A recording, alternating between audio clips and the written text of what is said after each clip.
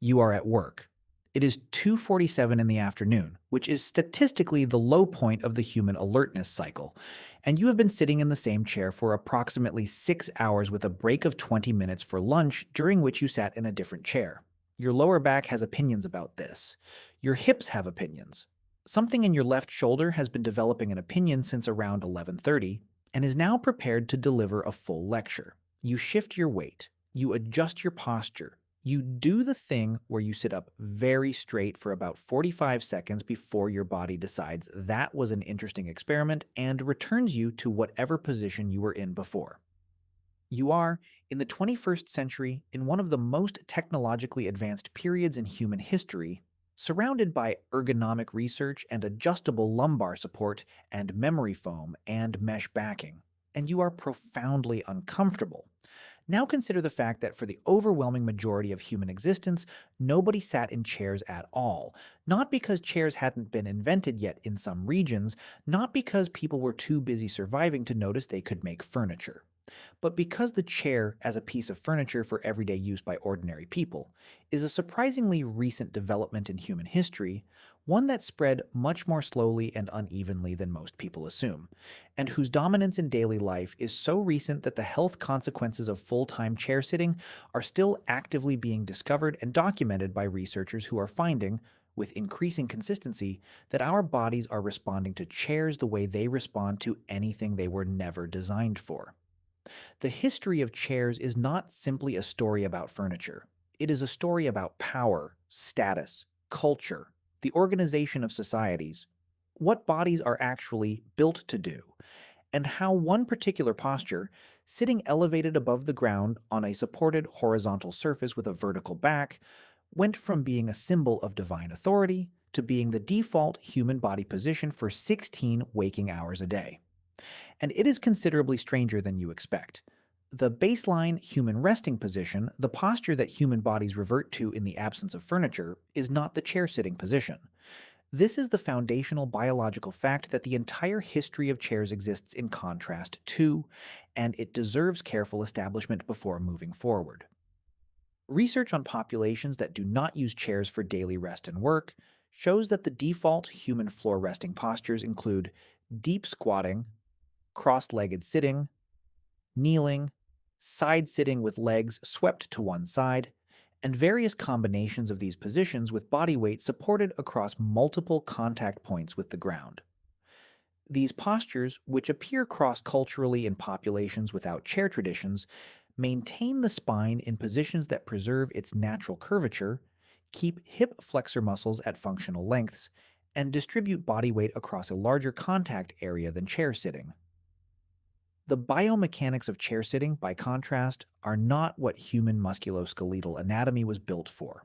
When you sit in a standard chair with hips and knees at approximately 90 degrees, your hip flexor muscles are held in a shortened position for extended periods, leading to the chronic tightness and functional shortening that physical therapists spend significant time addressing in office working populations.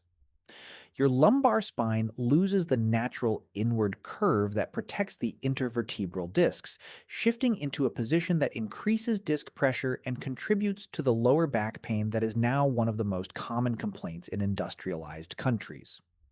Your glute muscles, which are supposed to be among the most powerful muscles in the human body, sit largely inactive in chair-sitting postures, a deactivation pattern that has been linked to the hip dysfunction and lower back pain that plagues sedentary populations.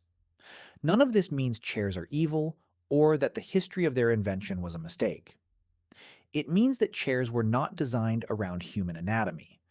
They were designed around other things: status, material culture, the organization of work, and the particular cultural values of the civilizations that developed and spread them. The body was an afterthought. The body remains, in many ways, an afterthought. The oldest known, chairs in the archaeological record appear in ancient Egypt, and their emergence tells you immediately that the chair was not, in its origins, a comfort device. It was a status symbol. Egyptian chairs dating to around 2700 BCE, from the early Old Kingdom period, are documented in reliefs, paintings, and actual surviving examples recovered from tomb contexts. These early chairs are associated exclusively with high-status individuals, royalty, high officials, and deities. Common Egyptians sat on the floor or on simple reed stools. The chair was reserved for those whose social position elevated them literally above the level of ordinary people on the ground. This association between elevated seating and social elevation is not coincidental. The symbolism operates at a level so basic that it requires almost no cultural decoding. To sit higher than others is to be above them, and to be above them is to be superior to them. The chair in its earliest form was furniture as political statement, a three-dimensional expression of hierarchy that communicated rank through posture and physical elevation in a way that required no words and crossed any language barrier. The Egyptian throne, the ultimate expression of this principle, was not simply a fancy chair. It was the physical embodiment of royal authority, so symbolically loaded that its presence or absence could signal whether a pharaoh was exercising power in a particular context. The word throne and the concept of power are so completely fused in the history of governance that they remain linguistically inseparable in most modern political discourse, thousands of years after anyone last literally sat on a throne to govern anything. Egyptian chair construction, even in these early periods, was sophisticated. The Hedifir's chair, associated with the mother of Khufu, who built the Great Pyramid, featured cedar wood with gold overlay, intricately carved legs terminating in stylized animal feet, and a construction quality that demonstrates advanced woodworking craft at a period very early in the documented chair tradition. The people making these chairs were not working out a new idea tentatively. They were producing refined objects within what appears already to be an established design tradition, implying an earlier developmental period whose physical evidence has not survived. Ancient Mesopotamia provides parallel evidence of chair use in elite contexts from roughly the same period, with cylinder seals and relief carvings showing rulers and important officials seated on chairs while subjects or subordinates stand or kneel before them. The Mesopotamian evidence reinforces the Egyptian picture of the chair as a power object rather than a comfort device, used to physically and visually distinguish the person who sits from the people who stand. Greek civilization inherited and developed this chair tradition in ways that both maintained the status associations and began, to some degree, democratizing the object. Greek vases and sculptures from the classical period show chairs in a wider range of contexts than Egyptian evidence, including use by both men and women in domestic settings. Though the klizmos, the elegant curved-legged chair that is perhaps the most beautiful chair design in the ancient Western tradition, still carried considerable status weight and wasn't an object found in every household. The klizmos represents a design achievement worth pausing on, because it demonstrates that ancient Greek furniture makers had arrived at chair design principles that remained relevant for millennia and were consciously revived in the neoclassical furniture of 18th century Europe. The klizmos featured a curved backrest that followed the natural curvature of the human spine, curved saber legs that gave the chair visual lightness and structural efficiency simultaneously, and a seat height calibrated for human proportions in ways that reflected genuine understanding of how bodies interact with elevated seating. Whether this design sophistication arose from systematic experimentation or from gradual refinement through the craft tradition is impossible to determine from surviving evidence. But the result was a chair design whose ergonomic qualities would not be significantly improved for another 2,000 years. The Greek symposium culture, the institution of semi-formal drinking and intellectual conversation that was a central feature of elite male social life, used the recline rather than the chair as its primary seating furniture. The recline was a reclining couch on which participants lay rather than sat, eating, drinking, and conversing in a horizontal position that would strike modern office workers as either tremendously appealing or deeply impractical depending on how their afternoon is going. The point is that even in a culture that had well-developed chair technology, the chair was not always the preferred elevated resting option for social occasions.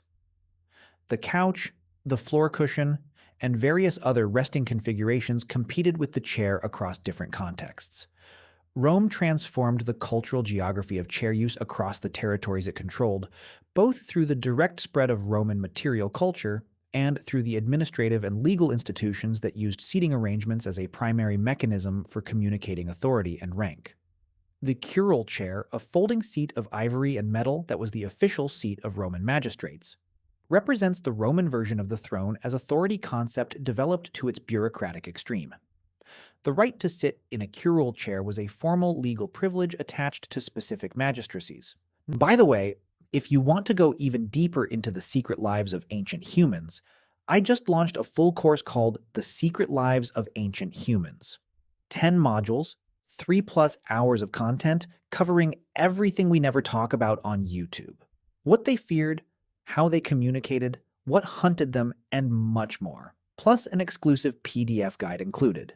Link in the description. See you inside.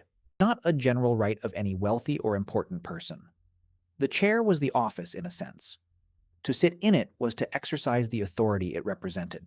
To be forbidden from it was a demotion that required no further explanation.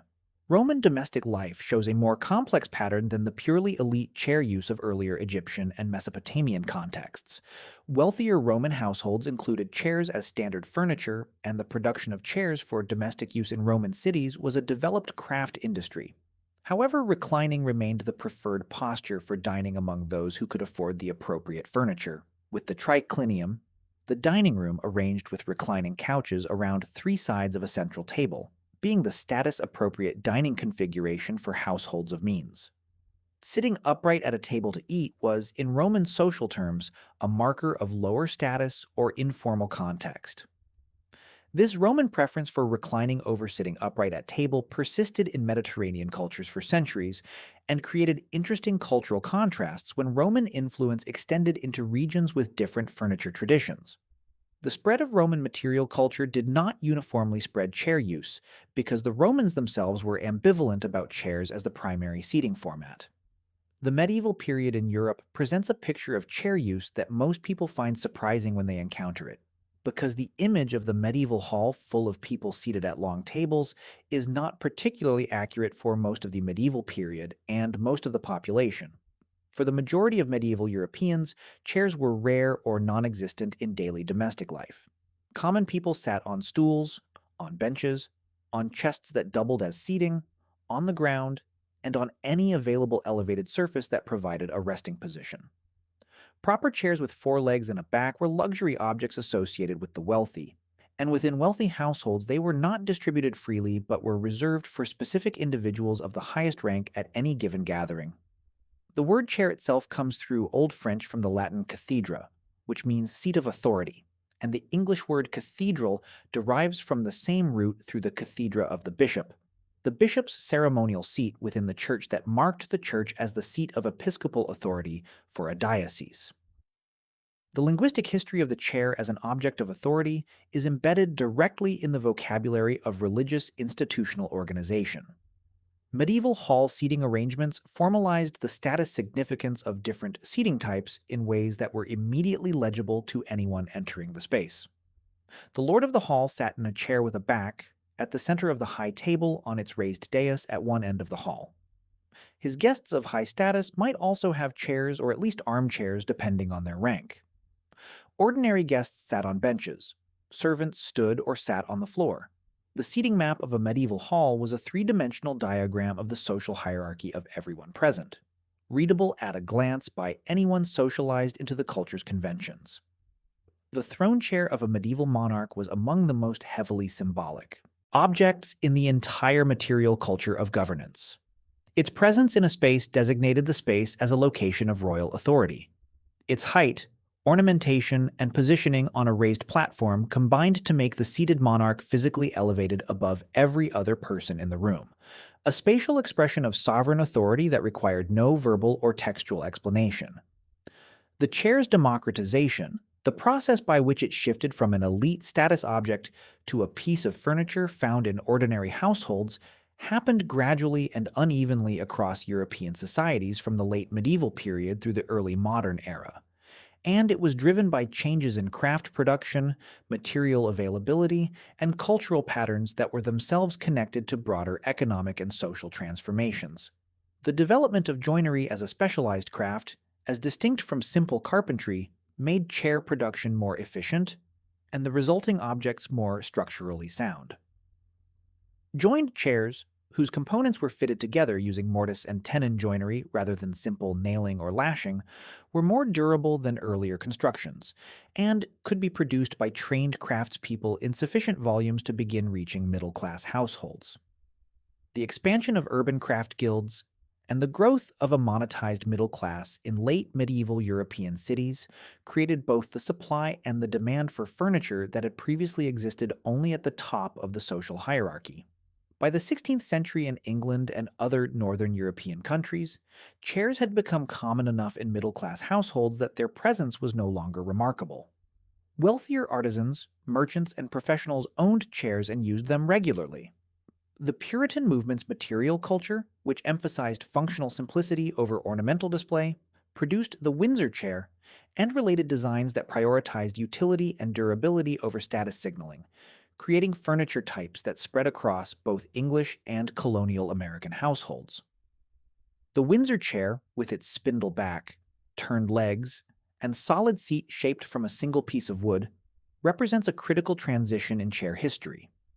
It is the first broadly popular chair design that was produced primarily for use rather than primarily for status communication. Its construction was designed for efficiency of manufacture rather than for expensive display of craft virtuosity. It was comfortable enough to use for extended periods, durable enough to survive hard use, and affordable enough to reach households that could not have considered chair ownership a generation before. The Industrial Revolution transformed chair production in ways that completed the democratization process begun by craft development, making chairs available at price points that brought them within reach of virtually every household in industrializing countries within the space of a few generations.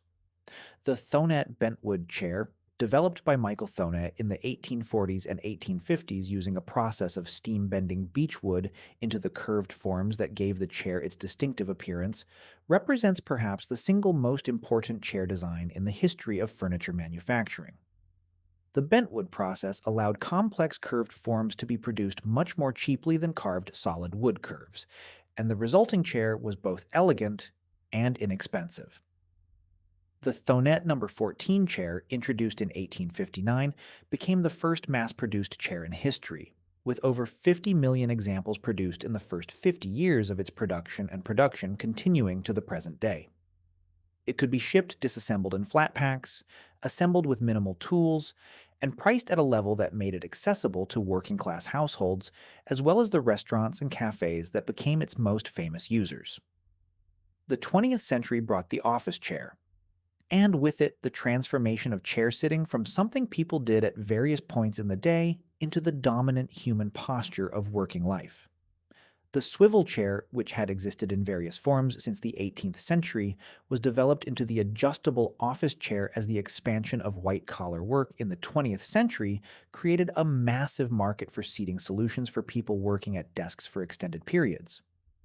The combination of the sedentary desk job and the all-day office chair created an entirely new pattern of human movement and rest, one with no precedent in human evolutionary or cultural history, and the health consequences of this pattern have been emerging in the epidemiological literature with increasing clarity over the past few decades. Chronic lower back pain, hip flexor dysfunction, cardiovascular disease associated with sedentary behavior, and metabolic consequences of extended sitting have all been identified as conditions with significant associations to the patterns of extended seated work that became standard across industrialized economies in the 20th century. The irony embedded in the full arc of this story is one worth sitting with, perhaps on the floor. The chair began as an object of power, reserved for those of the highest social status precisely because it elevated them above the common position of everyone else. It communicated authority, divinity, and social superiority through the simple mechanism of raising the body above the level of the floor, while supporting it in an upright posture associated with alert engagement rather than the floor resting positions of ordinary people. Over several thousand years, the chair spread through the social hierarchy from royalty to aristocracy to merchant class to working class, becoming progressively more available and less symbolically charged at each stage of its democratization. By the late 20th century, the chair had completed its journey from exclusive royal prerogative to the default furniture of everyday life for billions of people. And now researchers studying the health consequences of modern sedentary behavior are discovering that the floor resting postures that the chair originally displaced, the deep squatting, cross legged sitting, and active postural variation that characterized human resting behavior before chairs became dominant were substantially better for long term musculoskeletal and metabolic health than the chair sitting posture that replaced them. The posture that ancient royalty used to distinguish themselves from common people turns out to be, from a purely biomechanical perspective, one of the less healthy positions available for extended human rest. The common people sitting on the floor were, in this specific physiological sense, doing better for themselves all along. This is the kind of historical irony that is only visible from a vantage point spanning several thousand years, and it raises a question that ergonomic researchers and physical therapists are actively working on. Having given the chair to everyone, what do we do now? The answer probably involves standing desks, more movement breaks, and periodic floor sitting at positions that the human body actually evolved for over hundreds of thousands of years before a pharaoh somewhere in ancient Egypt decided that sitting higher than everyone else was a good way to communicate who was in charge. Which it was. It worked beautifully for that purpose. It just turns out the body had other plans.